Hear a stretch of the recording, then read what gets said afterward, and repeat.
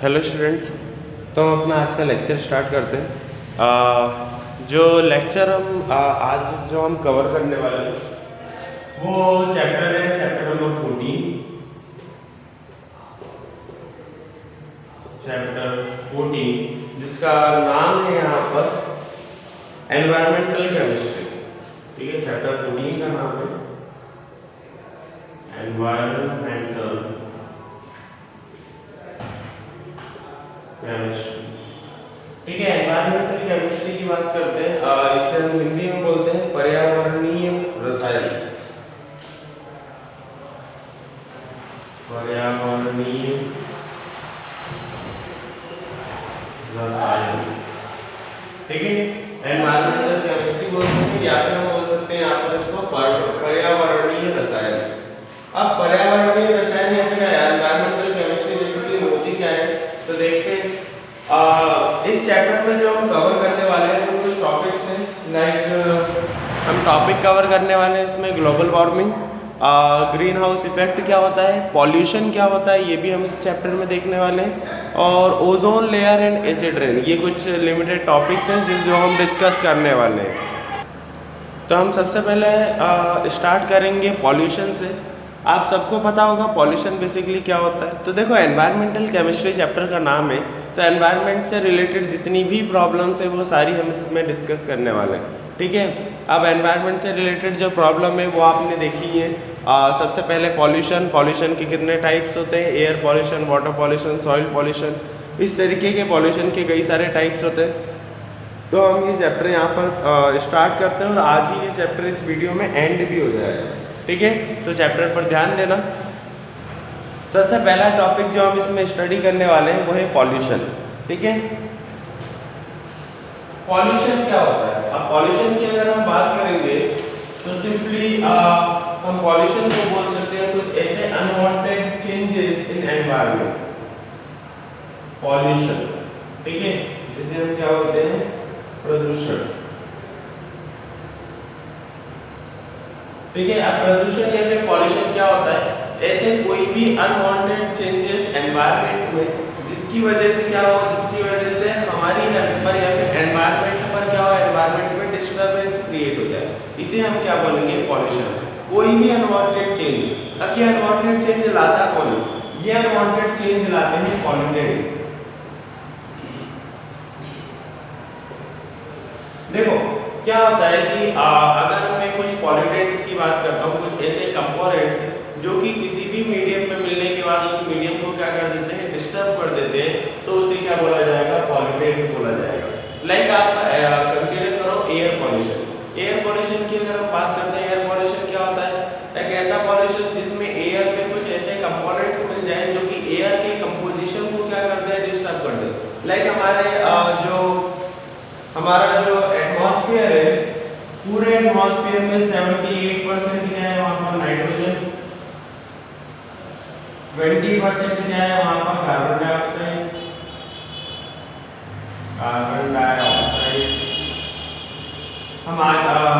Nitrogen, carbon dioxide. Wait a second, यहाँ पर थोड़ा सा मुझे डाउट है कि 20% वहां पर क्या होता है। सबसे पहले तो यहाँ पर सुनो कि जब भी हम किसी पर्टिकुलर कंपोजिशन की बात करेंगे, मान लिया कि यहाँ पर हमारी अर्थ में जो एटमॉस्फेयर है, एटमॉस्फेयर में कुछ परसेंटेज, जैसा कि मैंने आपको बताया एग्जैक्ट 78% क्या होती है, नाइट्रोजन होती है।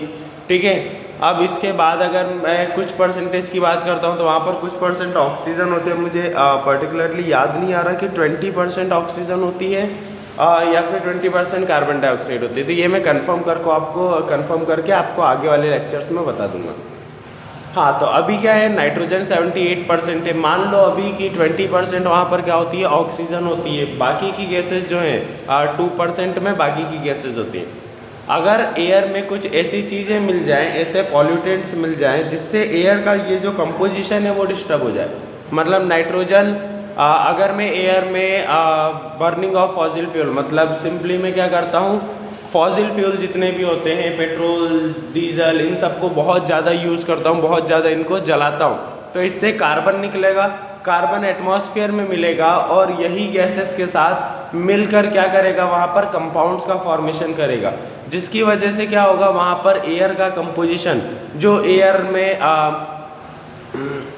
मान लो यहाँ पर जो ऑक्सीजन था एयर में वो 20% था, अगर कार्बन उससे मिला और उसके कंपोजिशन को, मतलब उसने कार्बन के साथ मिलकर ऑक्सीजन के साथ क्या बना लिया, कार्बन डाइऑक्साइड, तो वहाँ पर ऑक्सीजन तो क्या होता जाएगा, कम होता जाएगा। तो इसी रीज़न की वजह से इसी को हम क्या बोलते हैं, एयर पॉल्यूशन। मतलब पॉल्यूटेंट्स यहाँ पर क्या होंगे, कुछ ऐसे अनवांटेड चीज़ें होंगी, कुछ ऐसी अनवांटेड इम्प्योरिटीज़ होंगे जो कि किसी मीडियम में मिलकर, अगर एयर में मिलकर वो एयर के कंपोजिशन को डिस्टर्ब करती है तो उसे हम एयर पॉल्यूशन बोलेंगे। अगर वाटर में मिलकर करती है तो उसे हम क्या बोलेंगे, वाटर पॉल्यूशन बोलेंगे। तो यहाँ पर आपको पॉल्यूशन का मीन समझ में आ गया होगा, कोई भी अनवांटेड चेंजेस जो कि क्या करें, फिजिकली, बायोलॉजिकली और केमिकली हमारे एनवायरनमेंट को नुकसान पहुंचाए, उसे हम, उस प्रोसेस को हम क्या बोलेंगे, पॉल्यूशन। और जो उस प्रोसेस में काम करते हैं, जो उस प्रोसेस का हिस्सा होते हैं, उसी को हम क्या बोलते हैं, पॉल्यूटेंट। यही मीडियम में मिलकर डिस्टर्बेंस क्रिएट करते हैं। आया समझ में? अब कई सारे पॉल्यूशन है, लाइक मैंने अभी आपको बताया कि एयर पॉल्यूशन हो गया, इसके बाद वाटर पॉल्यूशन हो गया। एयर पॉल्यूशन, वाटर पॉल्यूशन ये दो ही नहीं होते हैं, इसके बाद होता है हमारा सॉइल पॉल्यूशन। सॉइल पॉल्यूशन क्या होता है, अगर वही हम सिंपली बात करते हैं कुछ पॉल्यूटेंट्स, अब इसमें पॉल्यूटेंट्स बहुत स्पेसिफिक होंगे, मतलब फर्टिलाइज़र का हम यूज़ करते हैं जब हम खेती करते हैं, मतलब किसान जब खेती करता है तो वो बहुत सारी तरीक़ों की, लाइक फर्टिलाइज़र्स का यूज़ करता है, पेस्टिसाइड्स का यूज़ कर सकता है, इंसेक्टिसाइड का यूज़ करता है। ये जब वो अपने खेतों में डालता है, अपने फसलों में डालता है, तो ये फसलों की उपजाऊता उस समय पर तो बराबर रखते हैं, लेकिन धीरे धीरे ज़मीन की उपजाऊता है जो है उसको ख़त्म करते जाते हैं। ठीक है, जो हम पॉलीथीन्स का यूज़ करते हैं, वो पन्नियाँ जो रहती हैं और वो प्लास्टिक जो हम यूज़ करते हैं, वो ज़मीन के अंदर क्या जाते हैं, एम्बेडेड होते जाते हैं, मतलब धंसते चले जाते हैं। और आपको पता है कि ये पूरे तरीके से नॉन डिस्ट्रक्टेबल है, मतलब पॉलीथीन को आप अगर 1000 साल भी ज़मीन के अंदर रखोगे तो वो कभी भी ख़त्म नहीं होगी। ठीक है, तो ये कुछ रीजंस है किसके, सॉइल पॉल्यूशन के। अब सॉइल पॉल्यूशन के बाद अगला टॉपिक आता है हमारा नॉइज़ पॉल्यूशन। नॉइज़ पॉल्यूशन क्या होता है? नॉइज़ पॉल्यूशन की अगर हम बात करते हैं तो सिंपली ऐसा पॉल्यूशन, ठीक है, जो कि क्या कर रहे हैं, नॉइज़ क्रिएट करे। अब यहाँ पर आपको समझना होगा नॉइज़ और साउंड में क्या अंतर है। नॉइज़ की अगर हम बात करते हैं, नॉइज़ बेसिकली क्या होता है, जब भी हम नॉइज़ की बात करते हैं, नॉइज़ क्या होता है कि अनवांटेड साउंड, मतलब आप बोल सकते हो रिपीटेटिंग साउंड। ठीक है, कोई भी साउंड को अगर मैं रिपीट कर रहा हूँ या फिर ऐसा कोई साउंड जो मुझे इरिटेट कर रहा है, उसे हम क्या बोलेंगे, नॉइज़। लाइक अगर मैं हॉर्न एक बार बजाता हूँ तो वो ठीक है, लेकिन उसको मैं रिपीटेशन में बजाते जाता हूँ गाड़ी का हॉर्न, तो वो क्या करने लगता है, हमें इरिटेट करने लगता है, और उसी को हम क्या बोलते हैं, नॉइज़ बोलते हैं। ठीक है, कोई भी अनवांटेड साउंड, मतलब कहीं पर भी अगर मैं लाउड स्पीकर बहुत ज़्यादा वॉल्यूम पर कोई साउंड सुन रहा हूँ तो वो भी क्या है, नॉइस है। तो इसलिए याद रखना कि हर एक नॉइस जो होती है वो साउंड हो सकता है, लेकिन हर साउंड नॉइस नहीं होता। ठीक है, तो इन दोनों में डिफरेंस आप हमेशा याद रखना। अगर कोई भी साउंड आपको बहुत ज़्यादा इरिटेटिंग लग रहा है या फिर रिपीटेडली बज रहा है तो उसे हम क्या बोलते हैं, नॉइस बोलते हैं। उसे साउंड नहीं बोलते, उसे क्या बोलते हैं, नॉइस बोलते हैं। तो इसी टाइप का अगर साउंड हम क्रिएट करते जाते हैं तो इसे हम क्या बोलते हैं, नॉइज़ पॉल्यूशन। अब नॉइज़ पॉल्यूशन के इफ़ेक्ट क्या है? नॉइज़ पॉल्यूशन के कई सारे इफ़ेक्ट हैं। ठीक है, नॉइज़ पॉल्यूशन से ह्यूमन हेल्थ बहुत ज़्यादा डिस्टर्ब होती है। ठीक है, अगर नॉइज़ अननेसेसरी नॉइज़ हमारे आसपास चलती रही तो इससे होगा क्या, अननेसेसरी नॉइज़ हमारी जो मेंटल कंडीशंस हैं वो क्या होंगी, डिस्टर्ब होंगी। ठीक है, हम हो सकता है हमें कोई मेंटल प्रॉब्लम हो जाए, क्योंकि हम वहाँ पर क्या होते हैं, इरिटेट होते हैं। ठीक है, हम इरिटेट होते हैं, ब्लड प्रेशर प्रॉब्लम हो सकती है हमें उससे। ठीक है, इरिटेटिंग हो रही है तो टेंशन हो सकता है। जिस तरीके से बहुत सारी मेंटल प्रॉब्लम्स को नॉइज़ पॉल्यूशन बना सकता है। ठीक है, इसलिए ये क्या होती है, हार्मफुल होती है। तो इसी तरीके से हमने जो मेन पॉल्यूशंस थे उनकी बात की, like air pollution, water pollution. Air pollution के इफ़ेक्ट्स क्या होंगे? एयर पॉल्यूशन के इफ़ेक्ट्स ये होंगे कि अगर एयर का जो कंपोजिशन है वो बिगड़ा, एयर में पॉल्यूशन हुआ, तो उससे होगा ये कि अगर एयर का कंपोजिशन यहाँ पर डिस्टर्ब हो जाता है तो उससे क्या होगा, उससे होगा ये पहली प्रॉब्लम तो ये कि अगर कंपोजिशन डिफरेंट हुआ, कंपोजिशन अगर डिस्टर्ब हुआ तो वहाँ पर होगा क्या, पहला कि अगर ऑक्सीजन का वहाँ पर क्या हो जाएगा, जो भी लेवल है वहाँ पर ऑक्सीजन का वो डाउन चला जाएगा। अगर ऑक्सीजन की कमी हुई तो हमें सांस लेने की दिक्कत हो सकती है, ठीक है। इस तरीके की बीमारियाँ हमें वहाँ पर हो सकती है। पहला तो वही सांस लेने की दिक्कत हो सकती है। और क्या हो सकता है हमें, अगर कंपोजिशन वहाँ पर डिस्टर्ब हुआ तो उससे गैसेस जो हैं आसपास पॉइजनस गैसेस भी बन सकती हैं, ठीक है। कुछ ऐसी गैसेस जो कि हमारी हेल्थ के लिए क्या है, सही नहीं है, तो इस तरीके की गैसेस भी वहाँ पर बन सकती हैं। अगला वाटर पॉल्यूशन के अगर हम इफेक्ट देखते हैं, वाटर पॉल्यूशन के क्या इफेक्ट है, अगर वाटर में अगर हम बात कर रहे हैं पॉल्यूटेंट्स के मिलने की, वाटर में अगर इसी टाइप की इंडस्ट्री से जो केमिकल निकल रहा है वो मिल गया, या फिर जो भी कपड़े धोते हैं लोग पानी के किनारे वो मिल गया, डिटर्जेंट्स वगैरह मिल गए, तो इस टाइप के केमिकल्स अगर वाटर में मिलते हैं तो ये वाटर को भी क्या करते हैं, बेकार बनाते हैं। मतलब ऐसा हम बोल सकते हैं वाटर को क्या कर देते हैं, पूरे तरीके से पॉल्यूट कर देते हैं और यूज़ करने लायक वहाँ पर वो वाटर नहीं होता। सॉइल के मैंने आपको बताए हैं कि सॉइल की फर्टिलिटी धीरे धीरे क्या होती जाएगी, एंड होती जाएगी, ख़त्म होती जाएगी, ठीक है। तो यहाँ पर सॉइल पॉल्यूशन में भी हमें देखना पड़ेगा, इंसेक्टिसाइड का हम जितना ज़्यादा यूज़ करेंगे वो सॉइल की फर्टिलिटी को उतना ही ज़्यादा क्या करने वाले हैं, नुकसान पहुँचाने वाले हैं। नॉइस प्रॉब्लम के इफेक्ट हम सुन ही चुके हैं। तो ये बेसिकली पार्ट किसका था, पॉल्यूशन का, ठीक है। ये चैप्टर में आपको नॉर्मली पढ़ा जरूर रहा हूँ, लेकिन इसमें बिल्कुल भी कुछ ऐसा नहीं है जो नया है। बाकी जितना भी है वो आप 8th 9th 10th क्लास में पढ़ ही चुके हो, वही सेम कंसेप्ट है। Global warming, green house effect, ozone layer depletion और एसिड रेन, तो इन सब के मैं शॉर्ट डिस्क्रिप्शन बस यहाँ पर देने वाला हूँ, ठीक है। अब अगर हम बात करते हैं सबसे पहले ग्लोबल वार्मिंग की, तो आपको पता है कि सन से जो रेज आती है, हम 3 टॉपिक यहाँ पर साथ में पढ़ेंगे, ग्लोबल वार्मिंग, ओजोन लेयर और ग्रीन हाउस इफेक्ट, ठीक है। इन तीनों टॉपिक्स को हम पढ़ते हैं।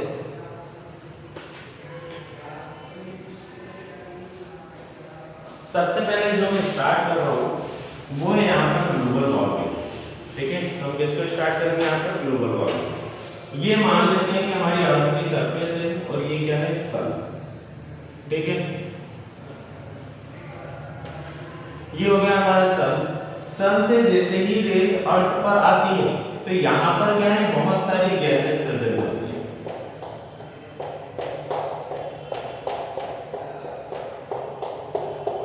क्या होती है, यहाँ पर बहुत सारी गैसेस प्रेजेंट होती है। आपको पता ही है एटमॉस्फेयर में कई सारी गैसेस प्रेजेंट है। ये गैसेस क्या करती हैं, इस हीट को एब्जॉर्ब करती हैं, ठीक है। ये गैसेस क्या करेंगी, इस हीट को एब्जॉर्ब करेंगी और इसी एब्जॉर्प्शन की वजह से यहाँ पर हर एक गैस कुछ ना कुछ हीट को क्या कर लेती है, कुछ ना कुछ एनर्जी को क्या कर लेती है, यहाँ पर एब्जॉर्ब कर लेती है, ठीक है। अब सारी गैसेस के पास क्या हो गई है, वहां पर हीट एब्जॉर्ब हो गई। जब सन की रेज यहाँ पर आती है और ये गैसेस उस हीट को एब्जॉर्ब कर लेती है। अब ये गैसेस होती कौन सी है, गैसेस होती है कार्बन मोनोऑक्साइड, जिसका फॉर्मूला होता है CH4, जिसे हम क्या बोलते हैं, मीथेन। ये 2 मेजर गैसेस, ठीक है। और भी गैसेस होते हैं, इनके बारे में हम आगे पढ़ेंगे। ये क्या होगी, 2 मेजर गैसेस हो गई, कार्बन मोनोऑक्साइड और मीथेन। अब ये कार्बन डाइऑक्साइड भी यहाँ पर होती है, CO2 भी है, ठीक है।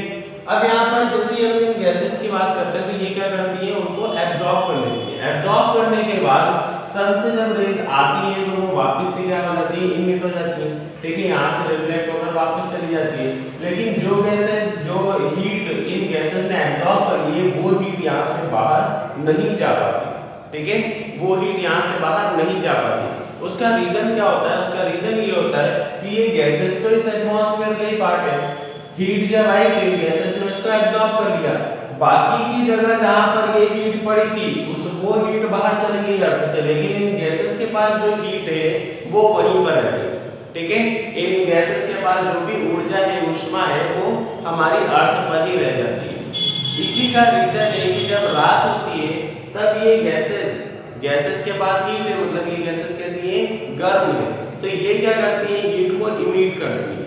हीट को बाहर निकालती है, जिससे हमारे एटमॉस्फेयर का जो टेम्परेचर है वो क्या होता है, बढ़ता है। आपने कई बार देखा होगा रात में जब सूरज नहीं होता तब भी हमें गर्मी लगती है बहुत ज्यादा, ठीक है। ये आजकल के एटमॉस्फेयर में हमें ऐसा लग रहा है। तो आजकल क्या ग्लोबल वार्मिंग बढ़ रहा है, जिसकी वजह से जो हीट है, जो टेम्परेचर है एटमॉस्फेयर का, वो हमारा बढ़ते जा रहा है। और यही कंसेप्ट क्या होता है, ग्लोबल वार्मिंग। अगर ग्लोबल वार्मिंग बढ़ा तो उससे होगा क्या, उससे होगा ये कि जो हमारे पूरे अर्थ का ग्लेशियर वाला पार्ट है, जो आइस वाला पार्ट है, बर्फ वाला पार्ट है, उसका भी अगर टेम्परेचर धीरे धीरे कम होता गया तो वहां पर बर्फ क्या होगी, पिघलने लगेगी और बाढ़ की स्थिति भी वहां पर बन सकती है। एटमॉस्फेयर अगर इसी तरीके से कंटिन्यूअसली चेंज होगा, इसी तरीके से यहाँ पर डिस्टर्बेंस होगा, तो इससे क्लाइमेट वेदर पर भी क्या पड़ेगा, इफेक्ट पड़ेगा, और वेदर भी हमारा क्या हो जाएगा, वहां पर डिस्टर्ब हो जाएगा।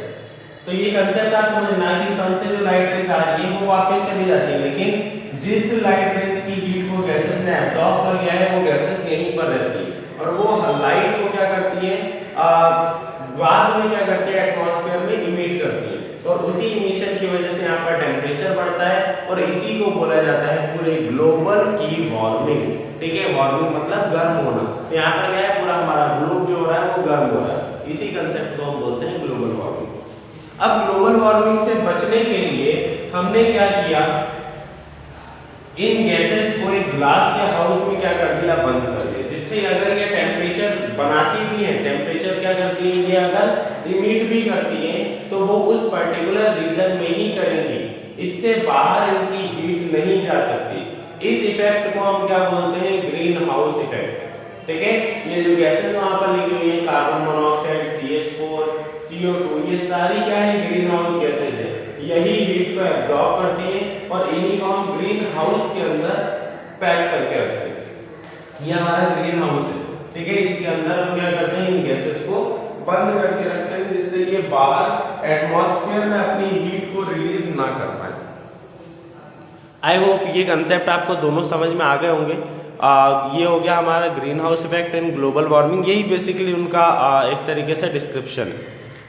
अगले टॉपिक की तरफ हम चलते हैं। अगला टॉपिक है हमारा ओजोन लेयर, ठीक है। Ozone layer, basically ozone layer क्या होता है, ओजोन लेयर की अगर मैं बात करूंगा तो सिंपली क्या है, एक ऐसी लेयर होती है हमारी अर्थ की सरफेस के ऊपर, ठीक है। एक ऐसी लेयर होती है हमारी अर्थ की सरफेस के ऊपर जो कि क्या करेगी, सन से जो रेडिएशंस आ रहे हैं, तो जो हार्मफुल रेडिएशन होंगे, मतलब जो हाई फ्रीक्वेंसी वाले रेडिएशंस होंगे, उन्हें वो क्या कर देगी, अर्थ में नहीं आने देगी। मतलब आप ऐसा बोल सकते हैं एक तरीके से ये प्रोटेक्शन लेयर होती है कि हमारी ये अर्थ है, अर्थ के ऊपर एक लेयर है जो कि अगर सन से कोई बड़े रेडिएशंस आए, हार्मफुल रेडिएशंस आए, तो उन्हें वो यहाँ से अंदर एंटर नहीं करने देगी, यहीं से क्या कर देगी, वो फिल्टर कर देगी। ओजोन का फॉर्मूला होता है O3, ठीक है। आप देख ही रहे हो, ऑक्सीजन के 3 मॉलिक्यूल से मिलकर बना है, तो कुछ इस तरीके से इसकी फॉर्मेशन होती है, या फिर आप बोल सकते हो कुछ इस तरीके से,